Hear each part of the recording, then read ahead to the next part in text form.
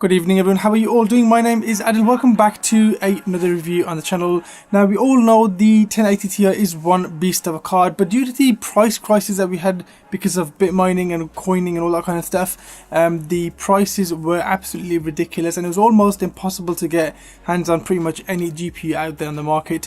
Now that the prices are started to dip again, I think it's the perfect time to look at getting your next GPU for your next build, and why not start right at the top with the Zotac 1080 Ti AMP Extreme Edition graphic card.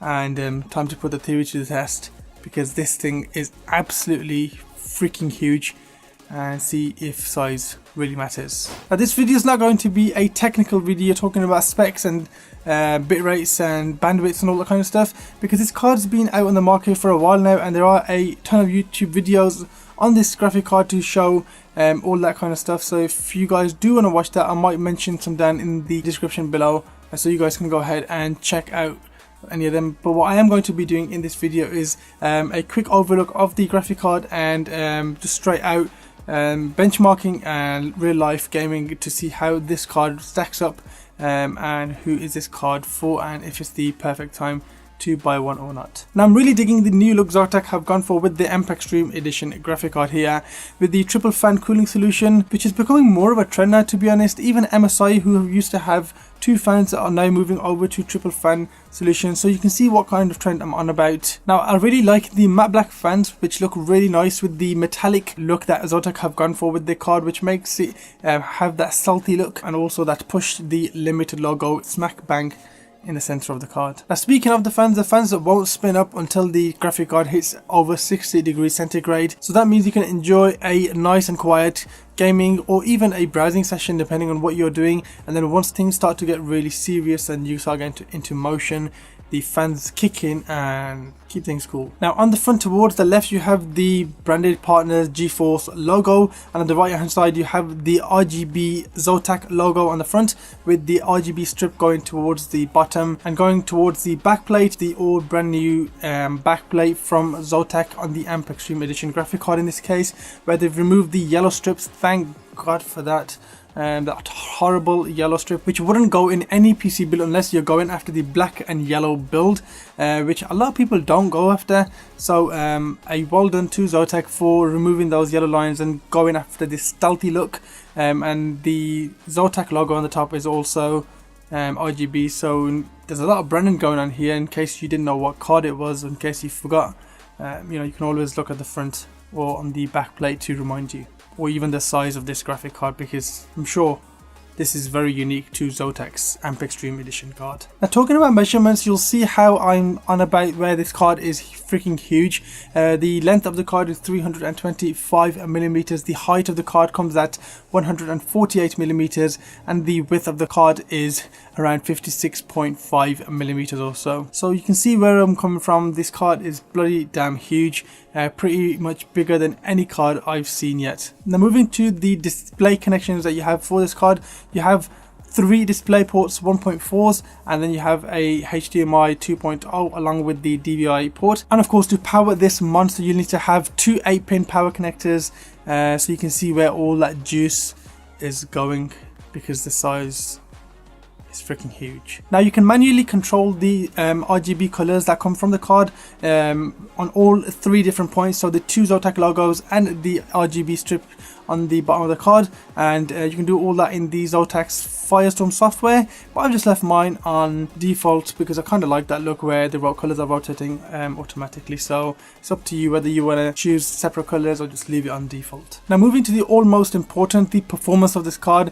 and we're going to see how this kind of GPU stacks up, and what you can push out of it, and the kind of temps you'll be expecting from this card. Now the system that was used for all the testing, the benchmarking with this graphic card, is the MSI Gaming Pro Carbon AC motherboard, along with the Intel i7 8700K and 16GB of DDR4 ballistics elite memory running at 3466 MHz. So let's go and dive in and see how this graphic card performs. Now moving on to games and seeing how this works in real life gaming, I tried Far Cry 5 and I was playing these at 1080p and 1440p, and it was getting well over 100 frames per second on 1080 and and 1440. I've seen a few videos out there playing 4K and you can get well over 60 frames per second, which is absolutely wicked to play with. This GPU was running idle around 38 to 40 degrees centigrade. However, when this was pushed to the limits, you did see this rise up to about 65 to 68 degrees. Depending on room temperature and airflow in your PC, you might get slightly different results. But that isn't actually too bad for the GPU, since the fans are only kicking at 60 degrees, so a definitely well cooling solution provided by Zotac there. Now comes the question, is this a good time to buy a GPU? Well, the answer to that is down to you. Are you ready for the upgrade, and do you need this upgrade? Can you wait a few years, or can you wait a few months? Depending on your answer will depend the outcome of this question. Since the prices have gone down slightly, it's still not what they started out as, but definitely have gone down quite a bit considering the crisis we had of pricing recently. And if you want to buy this GPU, then I think it kind of sets you around £750 odd here in the UK. The prices in the US were pretty similar, around $800 to $850 on Amazon, which I see, and you can get a few good deals on eBay and stuff. So definitely do some hunting before you just go and dive in and buy a brand new one.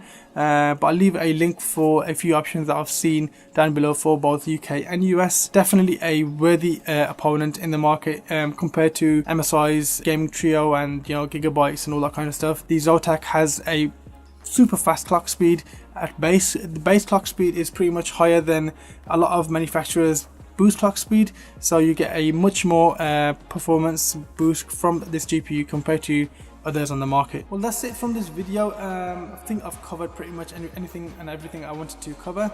Again, it wasn't a technical review, it was just a quick catch up and touch on how this card is and whether this is the right time to buy one or not. I'm sure some of you will think this video was absolutely useless, and to some this video will be useful, so if you find it useful, make sure you give it a like down below, and if you're new to the channel, why not consider subscribing, as a whole giveaways, 2 giveaways every month, so you may be in a chance to win something back. And also if you've done all that, then you might as well hit that notification bell so you don't miss out on any future videos. That's it from me, guys. Thank you so much for watching. Be kind, stay safe, and I'll see you all in the next video. Peace.